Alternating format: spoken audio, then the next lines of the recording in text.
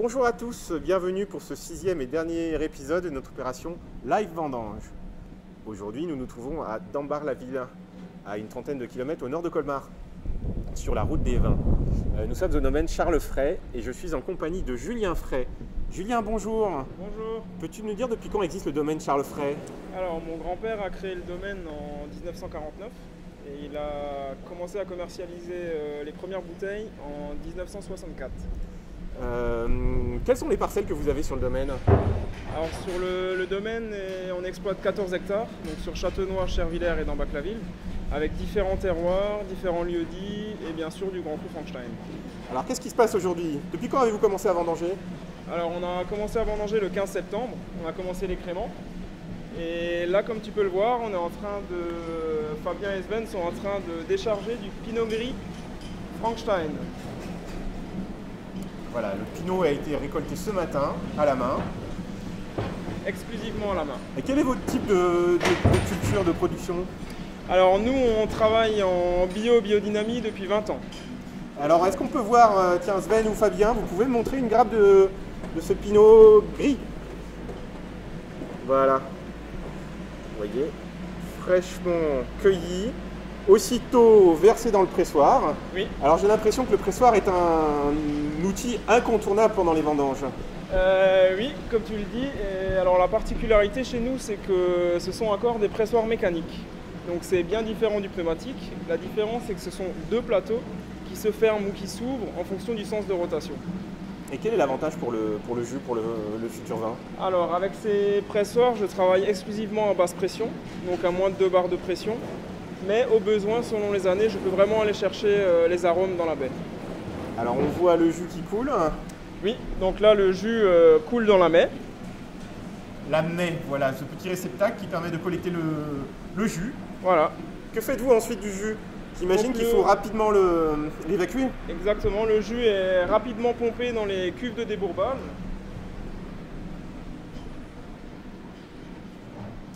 Donc il faut être assez rapide parce que le jus après pressurage est assez fragile. Il peut s'oxyder, il peut y avoir des contaminations bactériennes ou levuriennes. Du coup, je vais te montrer, on va aller voir les cuves de débourbage. Alors combien de temps va durer le processus de débourbage? Donc le débourbage chez nous s'effectue après 12 à 18 heures. Et ensuite, alors, c'est le travail de la fermentation qui commence, j'imagine? Voilà, donc selon les vins, je décide de les faire fermenter et être élevés en cuve inox ou alors dans des cuves en bois. Alors, quel est l'avantage de chaque cuve? Alors la cuve inox sera plus appropriée pour tout ce qui est Gewürztraminer, Pinot Gris. Et pour tous les vins qui sont plus secs, je dirais, nous on utilise exclusivement les foudres. Alors je vois que le travail de fermentation a déjà commencé. Oui. On peut voir que... Le gaz carbonique qui s'échappe. Quel est votre travail un peu pendant la fermentation des vins? Donc pendant la fermentation, on va tous les jours prendre les densités et goûter aussi régulièrement le vin en fermentation. Alors j'ai vu que dans la rangée suivante, oui, il y a de grandes cuves en bois. Comment vous les appelez ici? Donc on appelle ça des foudres. Et là, comme tu peux voir, ça c'est vraiment les cuves de mon grand-père et de mon arrière-grand-père. Elles ont à peu près quel âge alors? Alors il y en a qui ont une trentaine d'années et il y en a qui ont bien plus, je dirais plus de 80 ans. Quelle est la plus grosse capacité que vous ayez parmi ces foudres? Donc la cuve, le foudre le plus grand, où il y a le plus grand contenant, c'est un 7300 litres. Voilà, c'est celui qu'on voit au fond, 7300 voilà. litres. Ou dans le jargon des viticulteurs, on parle en hectolitres aussi. Voilà, donc 73 hectolitres. Alors combien de temps peut durer l'élevage des vins dans ces foudres? Donc la fermentation peut se passer entre 1 mois à 4 mois. S'ensuit une période d'élevage qui peut durer de 6 à 10 mois. Quel est l'avantage? Redis-nous l'avantage des foudres. Alors les foudres, c'est en chêne, donc un matériau vivant.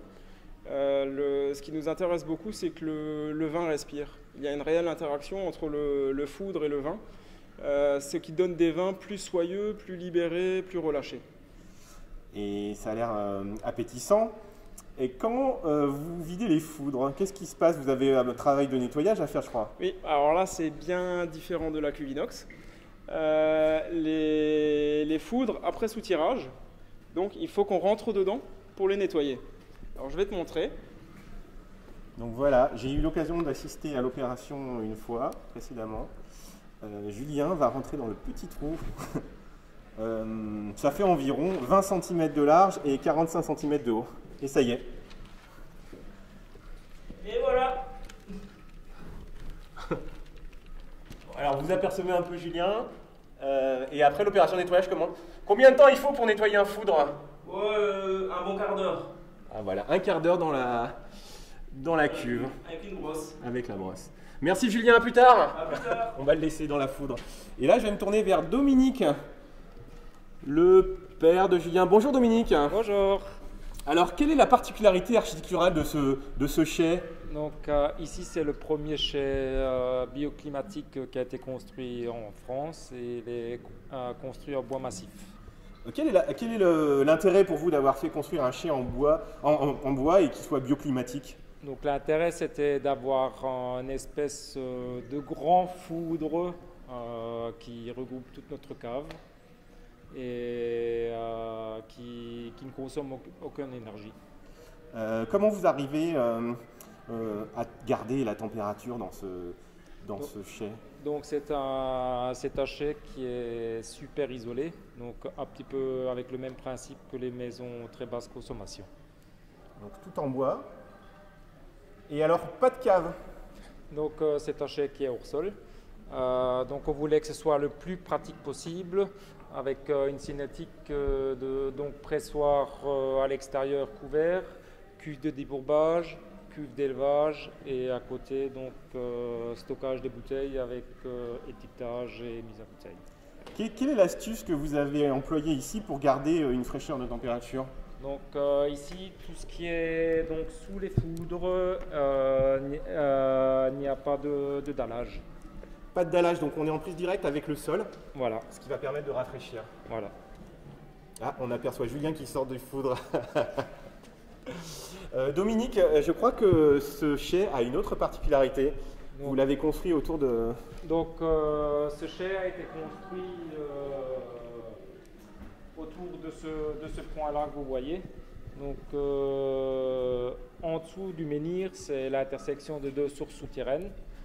Ça, c'est toujours le point le plus vibratoire. À partir de ce point-là, après, les architectes ont dû travailler pour mettre tous les coins au nombre d'or, comme dans le temps les cathédrales. Ah oui, donc c'est une construction parfaite en termes de dimension. Voilà. Quel est l'avantage d'avoir un menhir et d'avoir ce rayonnement magnétique? Donc, il faut aussi savoir que le bois assèche. Donc là, tout ce qu'on a trouvé, c'est qu'on a mis donc un menhir pour amplifier l'effet vibratoire. Et donc là, on fait constamment couler de l'eau dessus pour amener l'humidité à la cave et des ions négatifs qui sont très très bénéfiques au vin et très très bénéfiques à l'être humain. Donc vous travaillez dans des conditions idéales. Voilà, c'est ça, c'est ce qu'on essaie de faire. Et on n'oublie pas naturellement de remettre aussi toujours le soir un peu de musique au vin pour faire vraiment une ambiance très très zen de la cave. Aujourd'hui, c'est un jour un peu particulier. Je crois que vous êtes bientôt sur la fin des... Oui, donc aujourd'hui, c'est la fin des vendanges. Donc maintenant, nous allons aller à notre petit réfectoire.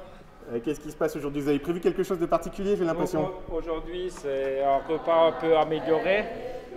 Et on entend les vendangeurs chanter. Les vendangeurs de bonne humeur,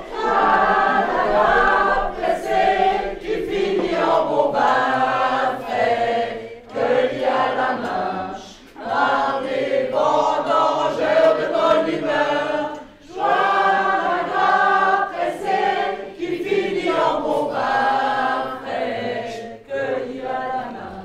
Alors Dominique, on dirait qu'il y a une bonne ambiance chez vos vendangeurs. Oui. C'est toujours comme ça? C'est toujours comme ça, on a toujours une bande très très joyeuse. C'est important pour vous de justement rassembler des gens qui aiment bien se retrouver pendant les vendanges? Oui, c'est très important pour nous la convivialité et je trouve que c'est vraiment l'aboutissement de toute une année de travail. Alors parmi vos vendangeurs, j'ai l'impression qu'il y a plusieurs générations Et là, je vous présente Charles. Bonjour Charles. Ah, bonjour. Alors Charles, vous avez fondé un peu ce domaine. Ouais. Qu'est-ce que ça vous fait aujourd'hui de voir Écoutez, je vois qu'ils ont réussi. Moi, j'ai commencé avec un petit arbre comme ça, avec ma femme. Et d'un seul coup, il y avait des branches qui ont poussé. Et je vois maintenant mon fils, mon petit-fils, ma femme. Et naturellement, aujourd'hui, il y a encore un honneur, il y a là encore la reine qui est avec. Eh ben, c'est sensationnel. J'ai 81 ans, quand je vois ce qui s'est réalisé depuis que que j'ai pris la retraite, c'est formidable. Alors vous disiez que vous aviez à côté de vous la reine des vins d'Alsace 2016-2017. Bonjour Mathilde. En quoi consiste le rôle de reine des vins?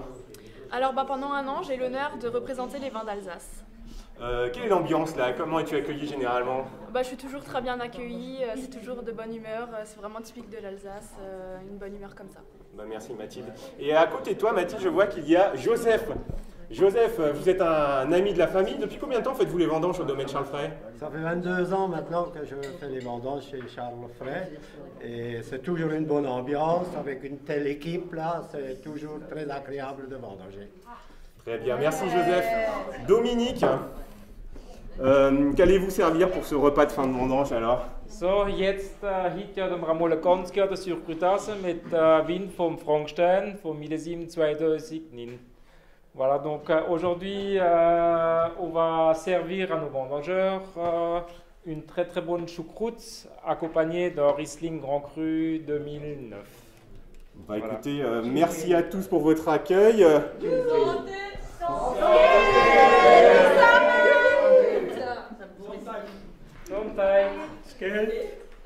Voilà, Gesundheit. Merci à tous de nous avoir suivis. Voilà, c'était donc le dernier épisode de notre opération Live Vendange en Alsace.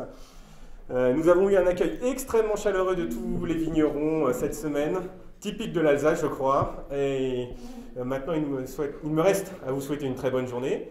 N'hésitez pas à retrouver toutes nos vidéos et nos photos de cette semaine sur le blog des vins d'Alsace. Merci à tous et bonne journée. Gesundheit.